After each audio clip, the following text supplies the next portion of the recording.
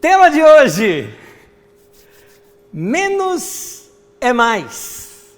O desafio de uma vida mais leve.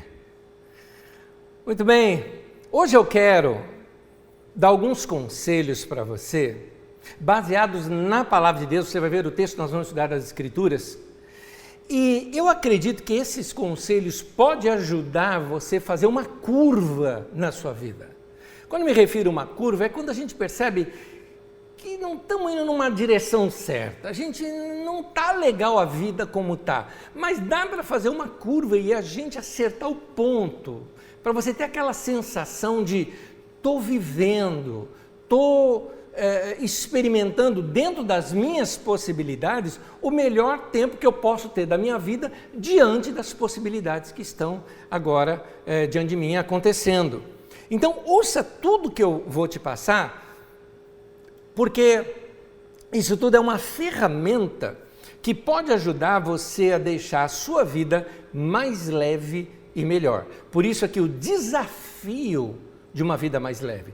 A ideia de o desafio de uma vida mais leve é porque eu vou te dar os conselhos, vou te mostrar a base aqui nas Escrituras, vou fundamentar a sua vida aqui com uma palavra, mas é você quem tem que praticar. Se você não praticar, nada disso acontece. Mas se você praticar, e é um desafio porque vai exigir de você disciplina, eu tenho certeza a vida pode mudar e ficar muito gostosa. E se já está boa, tem jeito de ficar melhor. Se está ruim, tem jeito de consertar. É isso. Lucas capítulo 12, de 13 a 21, nós vamos estudar uma história que Jesus conta, emendada numa parábola, e diz assim. Eu estou lendo pela Nova Versão Internacional, NVI. Alguém na multidão lhe disse: Mestre, diz o meu irmão que divida comigo a herança. Respondeu Jesus: Homem, quem me designou juiz ou árbitro entre vocês? Então, voltando para a multidão, lhes disse: Cuidado. Fiquem de sobreaviso contra todo tipo de ganância. A vida de um homem não consiste na quantidade dos seus bens. Então lhes contou esta parábola. A terra de certo homem rico produziu muito. Ele pensou consigo mesmo: o que eu vou fazer? Não tenho onde armazenar a minha colheita. Então disse: já sei o que eu vou fazer. Vou derrubar os meus celeiros e construir outros maiores. E ali guardarei toda a minha safra e todos os meus bens. Direi a mim mesmo: você tem grande quantidade de bens, armazenado por muitos anos, descanse, coma, beba, alegre-se. Contudo, Deus lhe disse: insensato, louco, esta mesma noite a sua vida lhe será exigida. Então, quem ficará com o que você preparou? E aí Jesus arremata com este provérbio: assim acontece com quem guarda para si riquezas, mas não é rico para Deus. Quando chega no final do ano, nós somos infectados pelo vírus do consumismo. Tem uma mentalidade na nossa sociedade que liga felicidade com consumo, felicidade com objetos novos, felicidade com comprar. E como cristãos, é importante a gente optar por uma vida mais simples. Quando eu falo mais simples, eu não estou falando uma vida de carência, não é disso que eu estou falando. Eu estou falando de uma vida que questiona o que de fato é essencial, o que de fato é necessário para a minha vida. Porque a nossa geração confunde, por exemplo, fartura com desperdício. Olha quanto desperdício no final do ano, desperdício de comida, de tantas coisas, porque a gente confunde fartura com isso. Muita comida sem ter com quem comer ou com quem repartir é uma mesa pobre. Então a gente precisa saber lidar melhor com essa situação. Vida mais leve começa com uma mudança de mentalidade, metanoia, como está ali em Romanos 12, onde eu coloco mais foco no que eu tenho do que naquilo que eu não tenho. Tira aquela ideia, meu querido, sabe, de que o grande objetivo da sua vida é sua próxima conquista. Meu querido, começa a curtir o que você tem. Nota que eu estou dizendo aqui, é uma mudança de mentalidade. Quando a minha vida vai ficar mais leve, quando eu mudo minha maneira de ver a vida e encarar a vida, da seguinte forma, eu vou agradecer pelo que eu tenho, eu vou curtir as coisas que eu tenho, mais do que ficar ansioso por aquilo que eu não tenho. Então, não se engane, meu querido, é gostoso ganhar coisa nova, é gostoso ter, vamos falar dos nossos objetos de consumo hoje, meu computador novo, meu celular novo, minha geladeira nova em casa, minha TV nova, meu game novo, meu carro novo, seja o que for novo que você tiver, é muito gostoso e é legal curtir, nenhum problema em curtir nenhuma dessas coisas que você se esforçou tanto e se preparou tanto para comprar. Mas vamos ser sinceros, esse desejo que a gente tem por objetos novos nunca vai ser saciado, nunca. Sempre vamos querer um novo. Então a gente tem que se perguntar, o que realmente me traz felicidade? O que de fato é importante para mim? Note que nós temos vida leve, então vida leve é isso. É eliminar o excesso para abrir espaço para as coisas que realmente importam. Você já pensou em começar isso na prática, fazendo isso, por exemplo, na sua casa? Talvez, meu querido, seu guarda-roupa esteja cheio demais, você não usa tudo aquilo, doe. Uma vida mais leve deve começar com a gente parando de ser acumulador. Será que não tem móvel demais na sua casa? Será que você não tem coisas demais guardadas que você não usa? Será que você não tem livros para doar? Porque tem mais valor o livro na mão de uma pessoa do que na sua estante. Será que você não tem jogos para doar? Será que você não tem roupa para doar? Será que você não tem algumas coisas que você possa deixar sua casa mais leve? Aliás, quanto menos coisas você tem, menos coisas para arrumar. Portanto, a casa fica mais ajeitada, mais arrumada, mais gostosa e mais limpa. A mesma coisa acontece com a vida da gente. Por exemplo, uma das áreas que a gente se desorganiza muito ao longo do ano é a questão financeira. Olha só, esse ano, de uma certa forma, é um ano ruim. Um ano ruim de produção e tudo mais, uma ou outra pessoa aí que está se dando bem nesse ano, a maioria não. O ano está ruim e tem gente que já vai começar o ano que vem endividado. Porque apesar de ruim, ele, sei lá, carência, alguma coisa, foi lá e se endividou agora no final de ano, fazendo uma prestação que nem sabe se vai estar empregado para pagar tudo aquilo.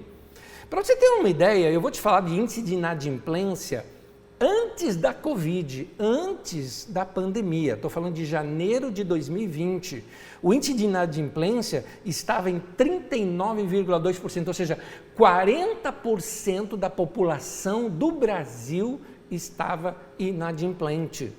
Na região norte do país, 47,3%, quase que 50%, quase que metade da população endividada. Então, querido, tem alguns conselhos que a gente costuma dar aqui na área financeira, que assim, ou você pratica, ou você vai ter uma vida pesada.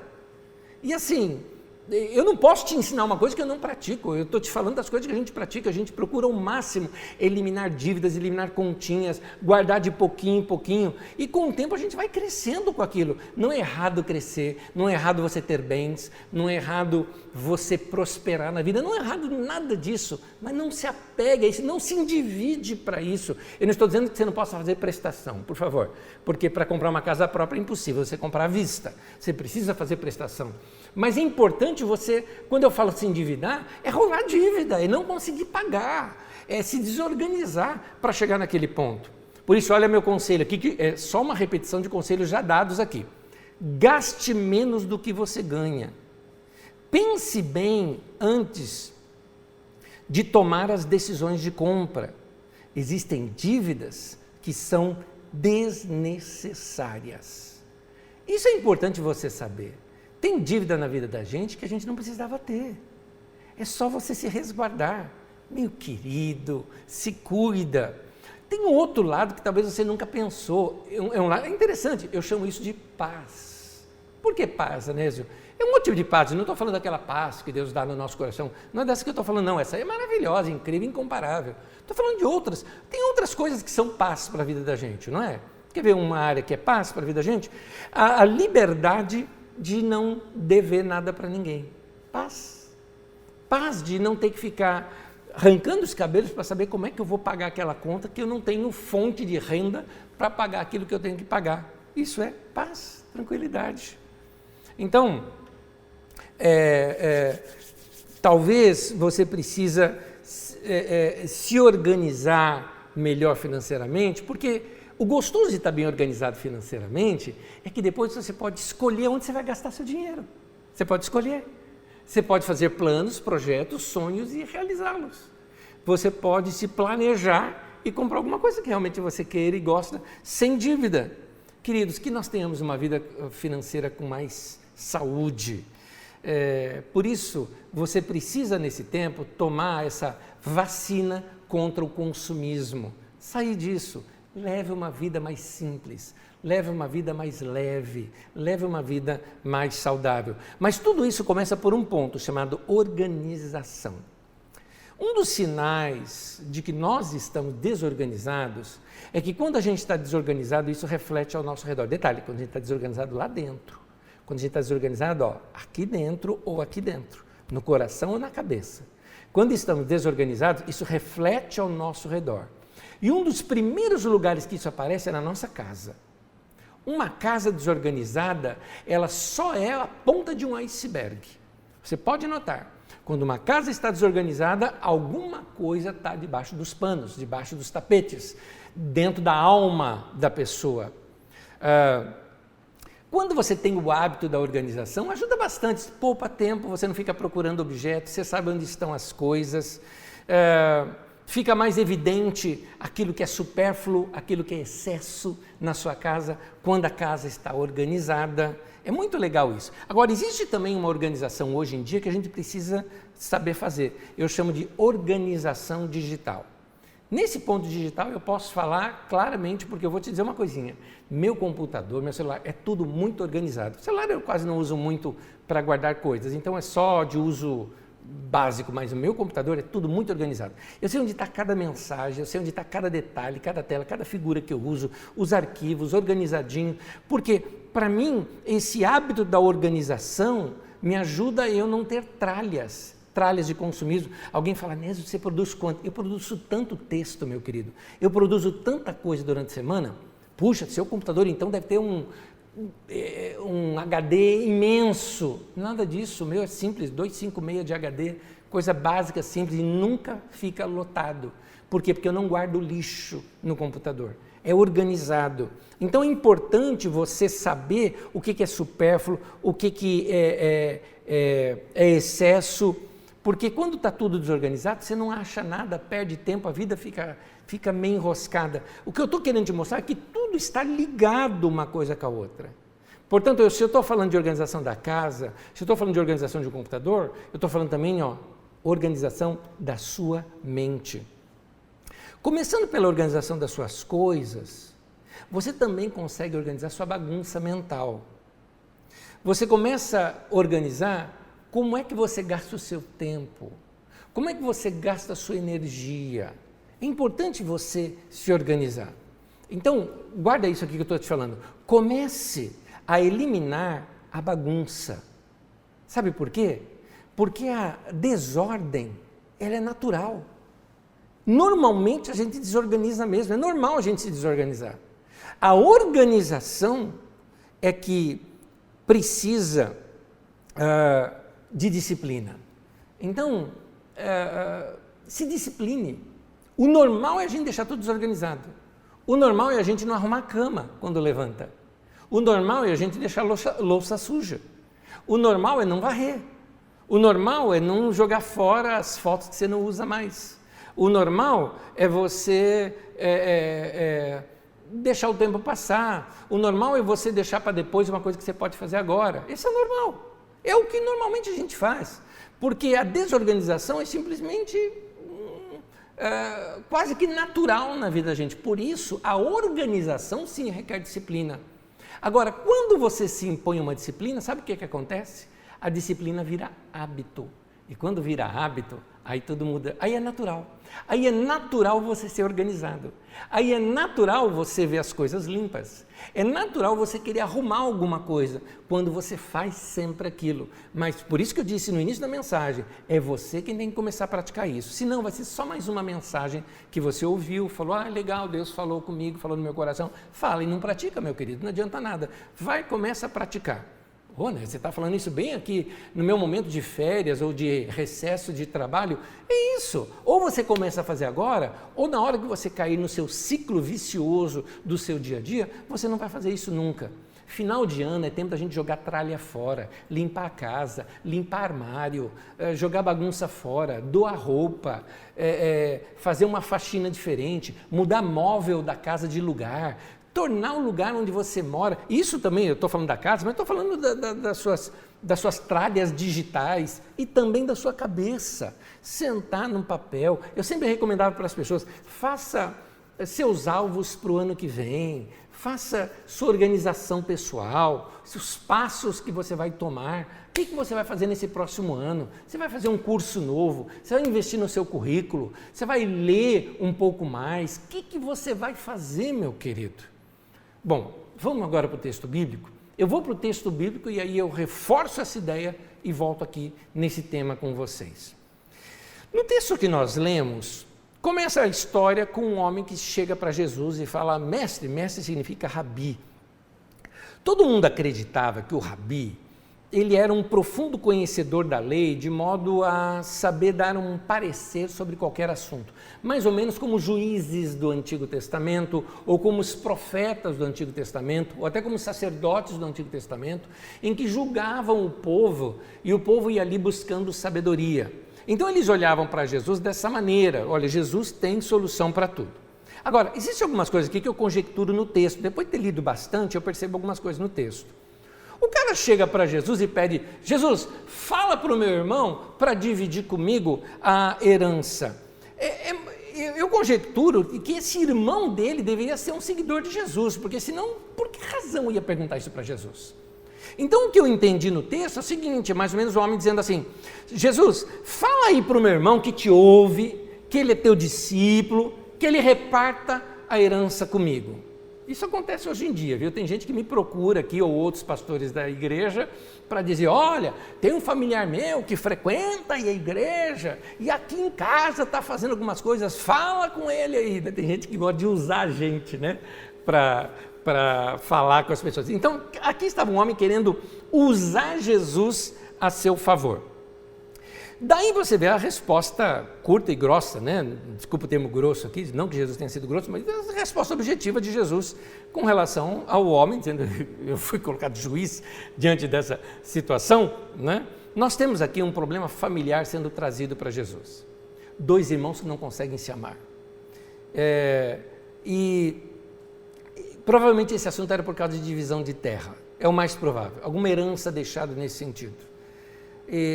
Esse negócio de irmãos brigar é uma coisa incomum nas escrituras sagradas, tanto que toda vez que tem irmãos que brigam, parentes que se separam, o texto explica, Esaú e Jacó, o texto vai explicar o que foi.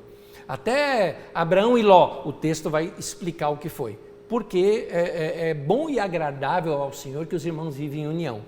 E aí fica aquela situação difícil, até aquele texto que fala, não pode servir a dois senhores, talvez na mentalidade de Jesus ali estava falando assim, o pai morreu, ficou dois irmãos, a quem o servo vai servir? Ele não vai conseguir servir dois chefes ao mesmo tempo, dois senhores ao mesmo tempo.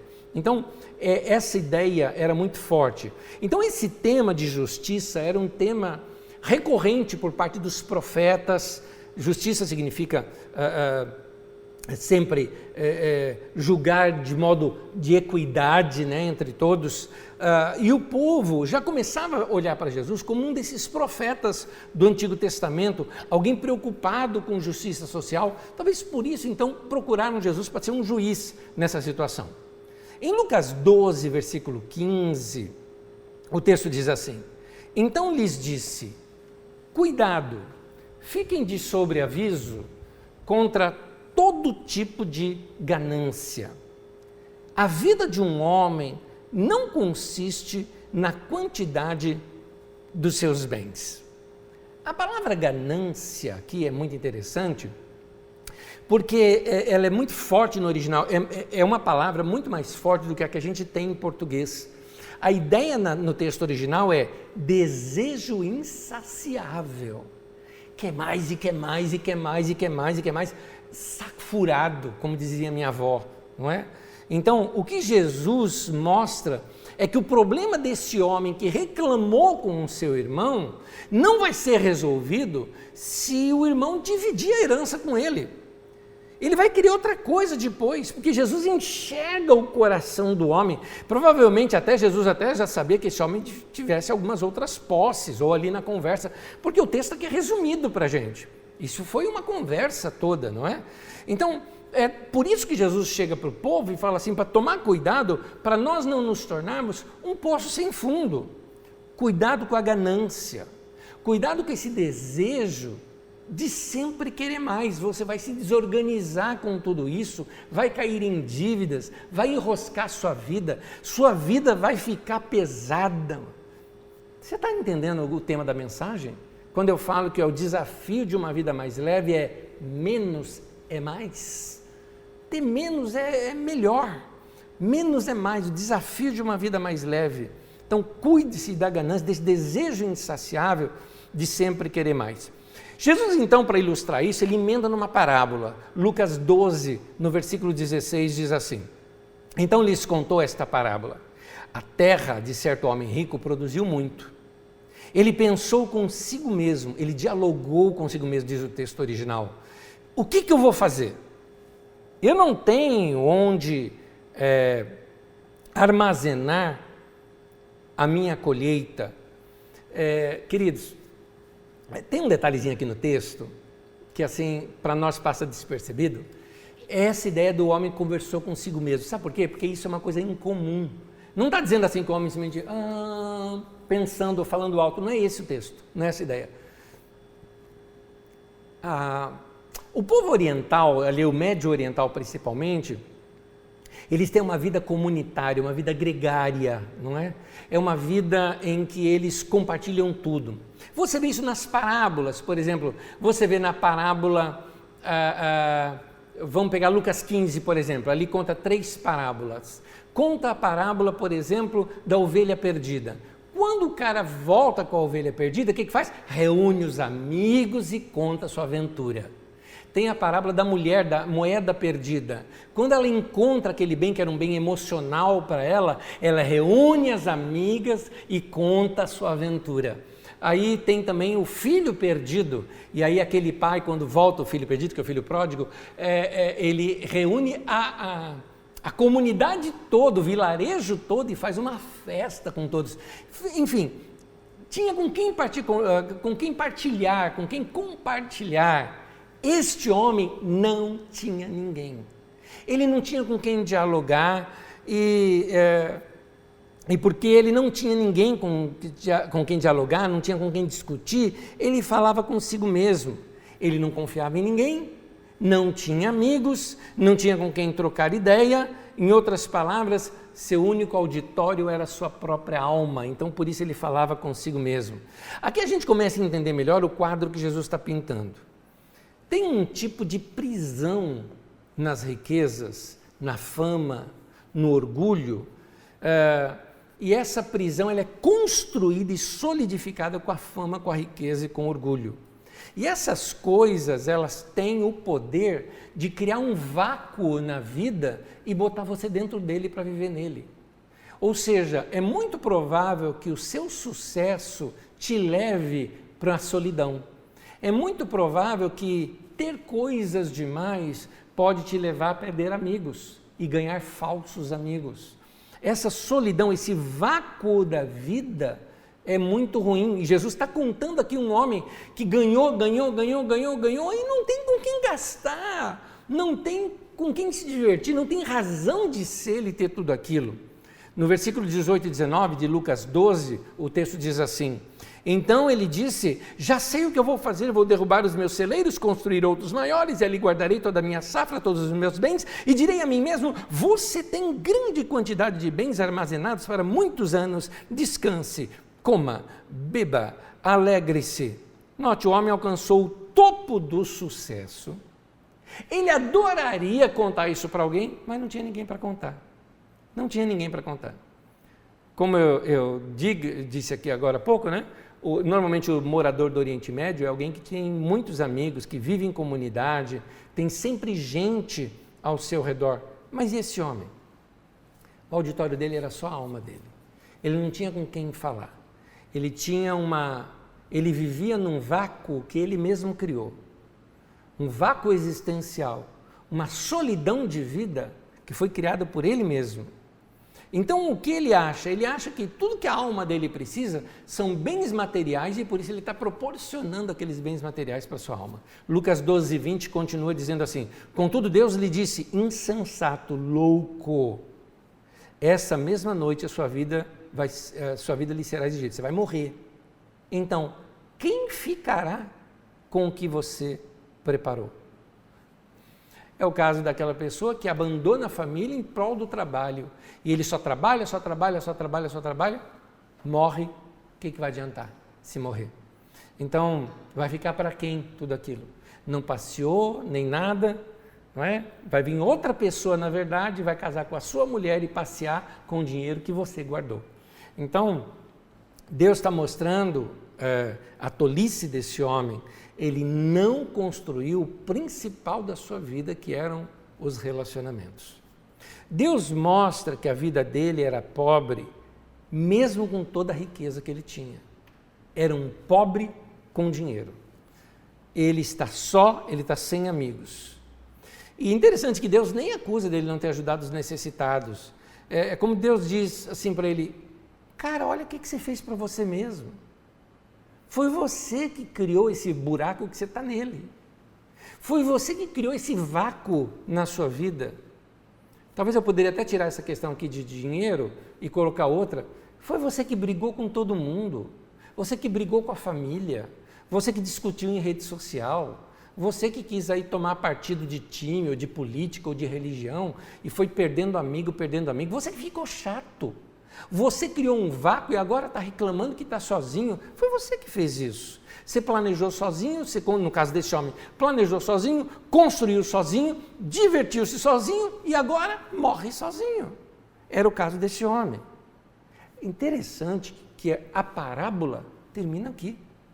Jesus deixa sem resposta, porque é daquelas parábolas que Jesus conta para nos chocar, para que a gente pare para pensar. Aonde eu estou semelhante a essa parábola? Aonde essa parábola tem sido aqui um espelho para a minha alma, para eu checar aqui o meu coração? É por isso que eu falo, esse tempo de Natal e Ano Novo é um tempo da gente refletir sobre a vida, da gente parar tudo, tem um tempo de reflexão.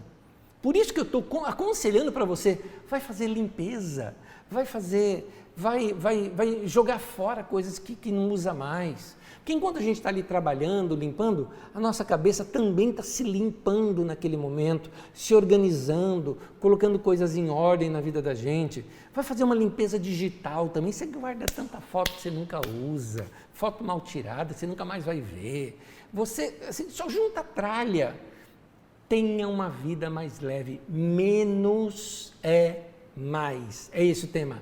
Menos é mais. É um desafio, porque depende de você dar o início de uma vida mais leve.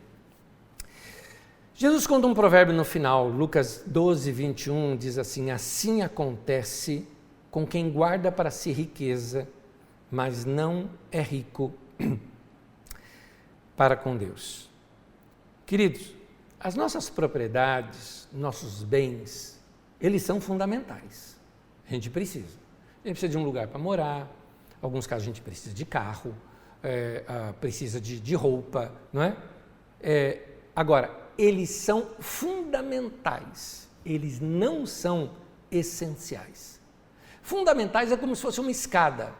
Eu compro uma escada para usá-la, eu uso a escada para ir a algum lugar. Eu não pego uma escada, ponho lá e subo em cima dela e fico, comprei essa escada, agora eu vou usar, e fico em pé em cima da minha escada dentro de casa. Não, não é isso que eu estou falando. Então, escada é algo fundamental, é necessário para eu alcançar alguma coisa. Uma vez que eu alcancei aquilo, ela é reserva, ela só serve para aquilo.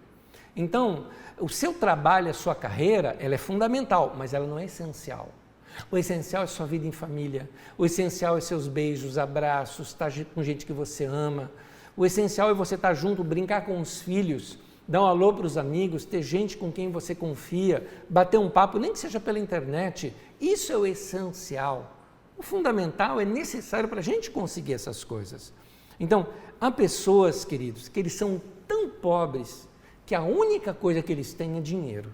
Essa é a verdade. Aliás, eu me lembro uma vez que eu fui pregar numa casa e eu achei uma das casas mais miseráveis, estou sendo honesto aqui em falar, achei uma das casas mais miseráveis, tanto que eu já refleti essa história várias vezes aqui, para você ver como me marcou. É uma coisa assim que aconteceu, sei lá, uns 12 anos atrás ou mais, tá? Uma das casas mais miseráveis e mais, sei lá, triste, chata.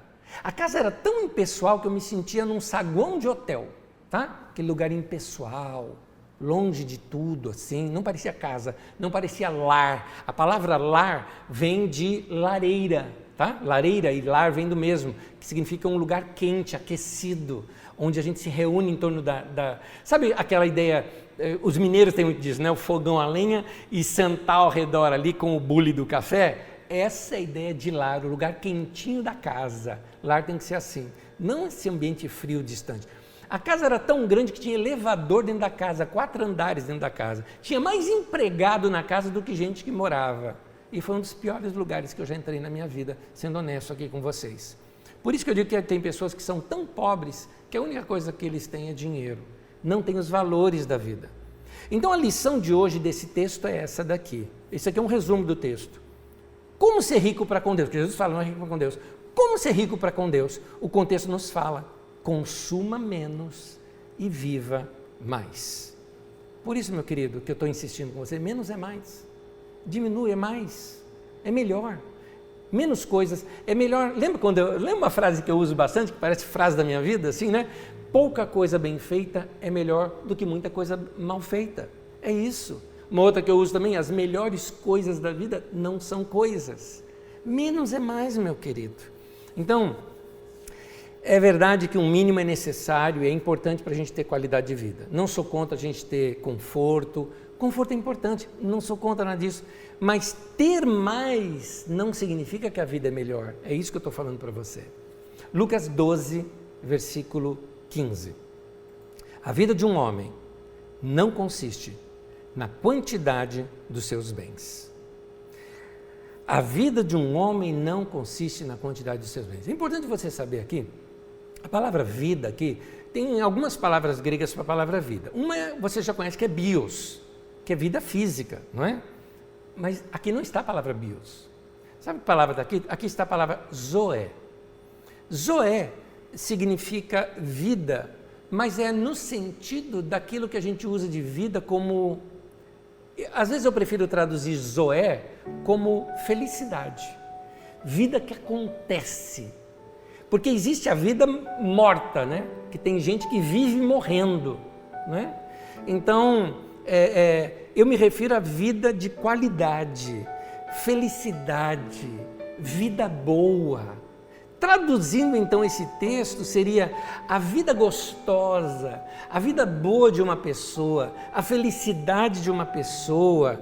Essas coisas não dependem dos bens que ela tem, não depende. Depende de você saber olhar o que você já tem. Lembra que lá atrás eu falei isso? Foca naquilo que você tem mais do que aquilo que você não tem. E você tem um monte de coisa, você tem flor para você olhar, você tem plantas para ver, você tem gente ainda próxima de você que ainda você pode abraçar, você tem a sua comida, que ao comer você vai sentir aqueles sabores da vida que são gostosos. Lembra quando eu falo? Sinta os sabores, curta o momento, a vida passa muito rápido, muito rápido. Nós nos reunimos ali em família para assistir um desenho. Isso não está no meu esboço, porque assisti ontem isso aqui, depois já de ter preparado a mensagem. Já tinha preparado a mensagem, estava pronta, quando assistimos assim, num momento de lazer e diversão, muito lindinho, chamado Soul. É um desenho novo da Pixar. S-O-U-L, Alma, né? não olhe para o lado de religião, tá? No lado de religião você vai ver um monte de coisa lá, fala, nossa, né, isso daqui não está na Bíblia. Meu irmão, não estou falando, não é religião. O que ensina ali é valorizar a vida, valorizar a gente que ama a música, gente que ama a árvore, gente que ama os sabores da vida, gente que ama a amizade, gente que gosta do sorriso, que curte o dia a dia, que sente até o vento e curte o vento. Isto é Zoe, isto é vida. A vida gostosa de uma pessoa não depende da sua quantidade de bens. Talvez a quantidade de bens te dê um peso para a vida que te tire daquilo que você tem que trabalhar para pagar aquilo. Você tem muitas coisas para gerenciar. Meu irmão, tua mochila está muito pesada, sua casa está muito cheia de tralha, seu guarda-roupa está cheio demais. Tudo que é demais, esvazia. Tenha uma vida mais simples, tenha um pouco de minimalismo na sua vida, sabe? Mais leve, mais simples, mais gostosa. E curta as coisas que você gosta. Gosta de uma flor? Põe flor. Não é ruim ter muita coisa do que você gosta, mas tem muitas pessoas que elas têm muita coisa de que nem gosta.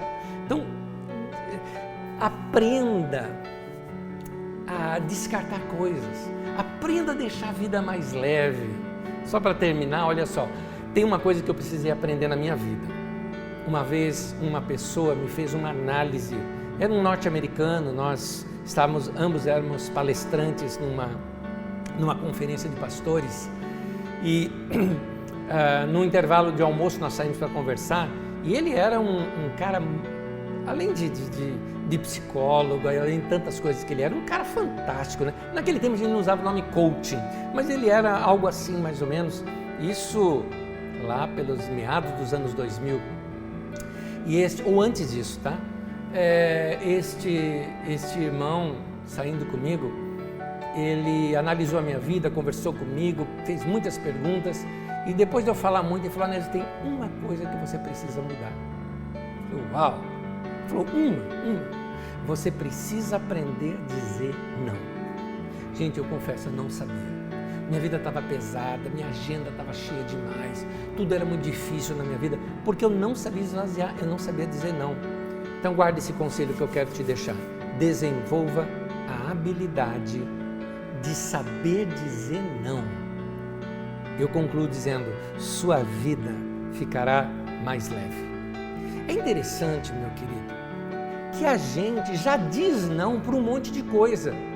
Olha só, quando você passa horas e horas, assim, sabe, rolando feed de mensagens, viajando no Facebook, vendo a vida dos outros, você está dizendo não para ir aprender algo, para ouvir uma boa palestra, para ouvir um bom youtuber que possa te ensinar alguma coisa prática para o seu dia a dia. Você está dizendo não para alguma coisa que pode acrescentar algo na tua vida. Então, olha só, a gente diz não no lado contrário. Quando você faz uma dívida e que se enforca para pagar algo, você está dizendo não para leveza e liberdade financeira. Inclusive, quando você está dizendo sim só para agradar alguém, você está dizendo não para você mesmo, fazendo com que aquele dia que você ia fazer outra coisa naquele dia, pronto, lá vem coisa chata e coisa ruim para fazer. Então, vamos saber organizar melhor a nossa vida? Vamos tornar a nossa vida mais leve? Temos sido tão materialistas que temos perdido até a simplicidade da nossa confiança em Deus. E essas coisas nos afastaram da oração, nos afastaram de Deus. Nós precisamos aprender a depender de Deus. Que nós possamos, meu querido, olhar para Deus hoje e falar assim para Ele aquilo que o salmista disse: o Senhor é o meu pastor e eu não preciso de mais nada. É isso que significa: o Senhor é meu pastor e nada me faltará. Na verdade, o ideal de tradução do texto seria assim, o seguinte: o Senhor é o meu pastor e eu não tenho falta de mais nada. O Senhor é meu pastor e isso me basta. O Senhor é meu pastor e é tudo o que eu preciso para viver. Vamos viver. Tem muita coisa boa para a gente viver. Tem muita coisa boa que Deus já nos deu. Vamos ser gratos pelas coisas que nós temos hoje. Como diz a boa e velha canção, eu sou grato por tudo que tenho. Eu tenho vida, família, muitos irmãos. Olha que coisa linda. Vamos agradecer a Deus por isso. Junte-se comigo em oração. Senhor, é no nome de Jesus que nós entregamos aos teus pés os nossos fardos, os nossos pesos, e abrimos o nosso coração para a leveza que é a vida Zoé, a vida do teu Espírito, a vida abundante que o Senhor veio para nos dar.